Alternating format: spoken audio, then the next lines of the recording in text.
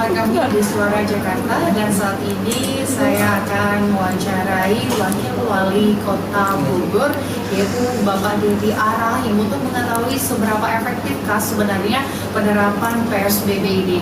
Pak Dedi, apakah yang menjadi pertimbangan akhirnya menerapkan PSBB di wilayah Bogor? Saya pikir semua langkah ya yang ada di dalam Permenkes itu kan sudah diambil oleh Kota Bogor sejak bahkan sebelum adanya PP 21 tahun 2020. Bahkan Kota Bogor sendiri sudah membuat beberapa kebijakan ya yang tujuannya adalah menekan semaksimal mungkin penyebaran COVID-19 di wilayah Kota Bogor.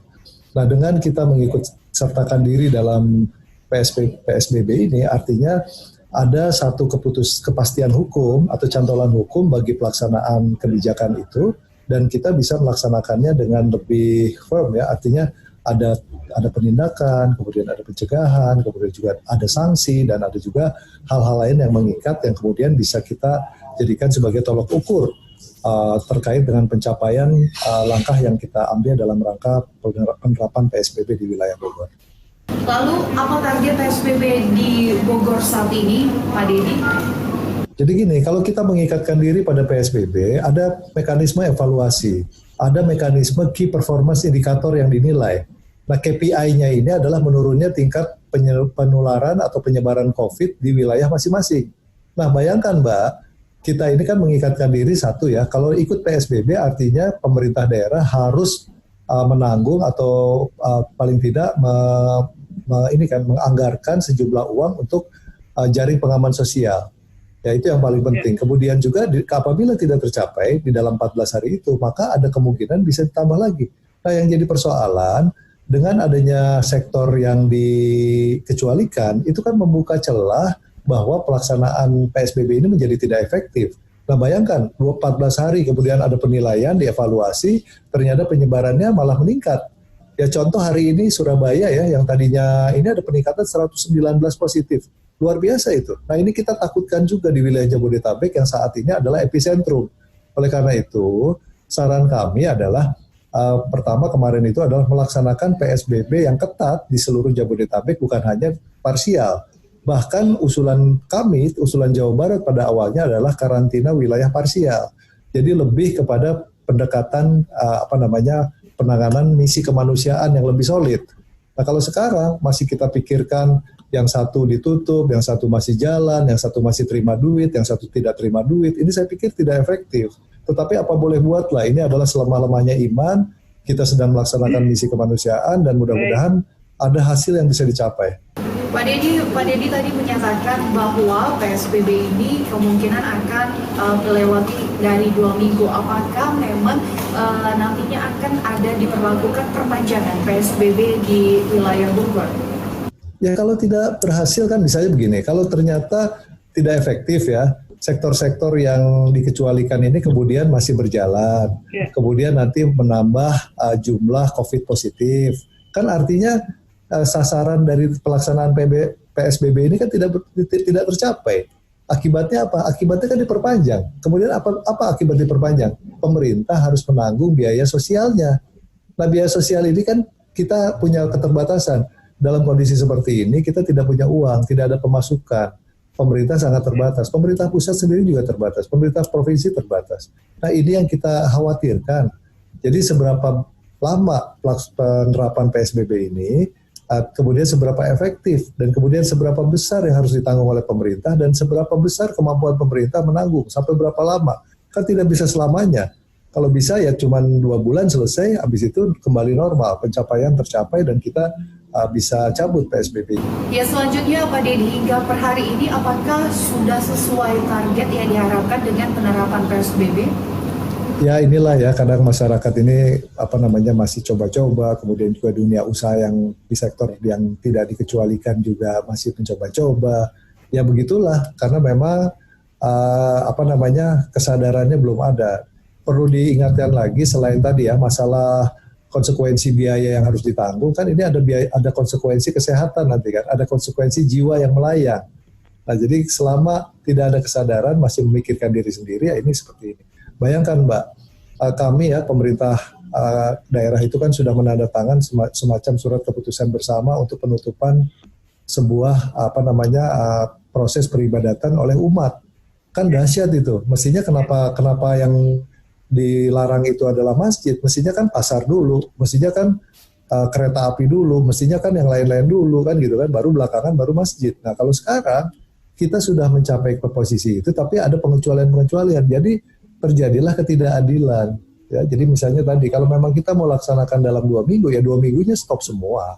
Iya, ya kecuali nanti diatur lah ya. Nanti pemerintah mungkin yang mengambil alih distribusi barang dan lain sebagainya. Tapi memang itu juga mahal. Akan tetapi saya menduga kalau kita kemudian mainnya setengah-setengah seperti ini jangka waktunya atau periodisasinya akan lebih lama.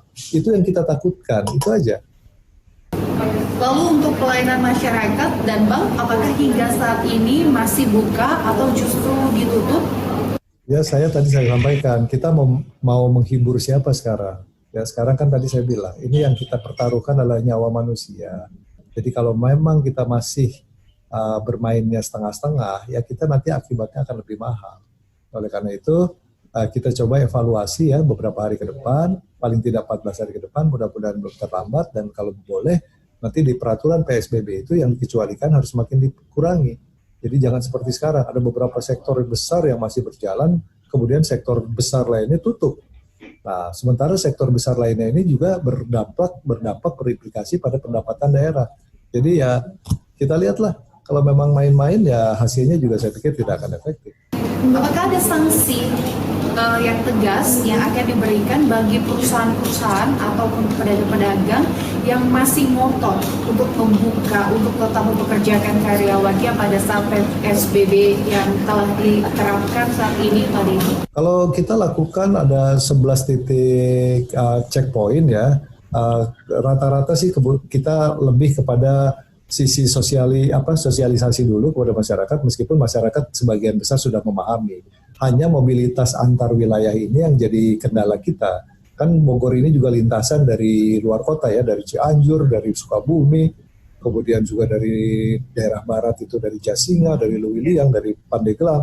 Kan semuanya masuk ke kota Bogor. Jadi ada yang mungkin mereka pura-pura tidak tahu, ada yang memang sudah tahu tetapi yang nyoba-nyoba, masih ada yang begitu. Tetapi ya tadi, kita kembalikan kepada kesadaran diri kita bahwa ini serius, ini satu hal yang perlu kita sikapi secara profesional agar tadi nyawa manusia bisa kita selamatkan sebanyak-banyaknya.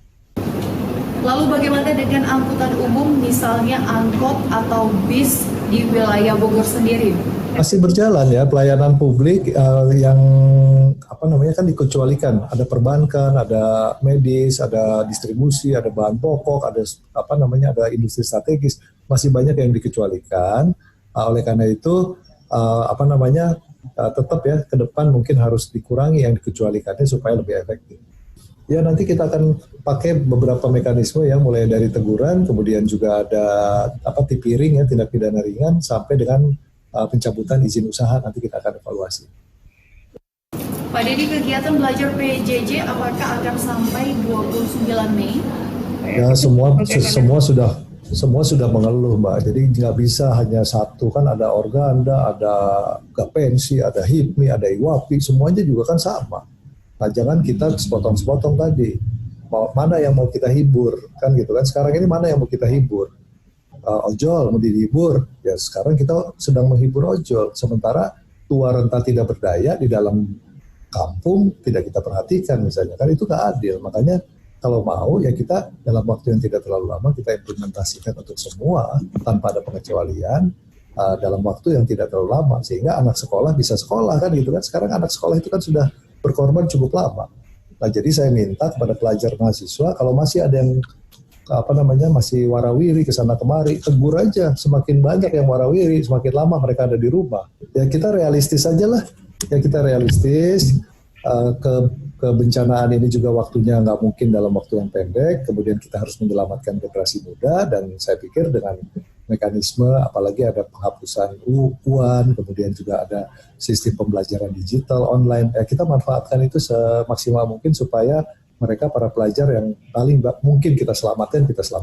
Ya, terakhir Pak Dedi, himbauan bagi warga Bogor yang saat ini masih banyak mengotot seperti itu untuk tidak mematuhi PSBB, bisa disampaikan Pak Dedi?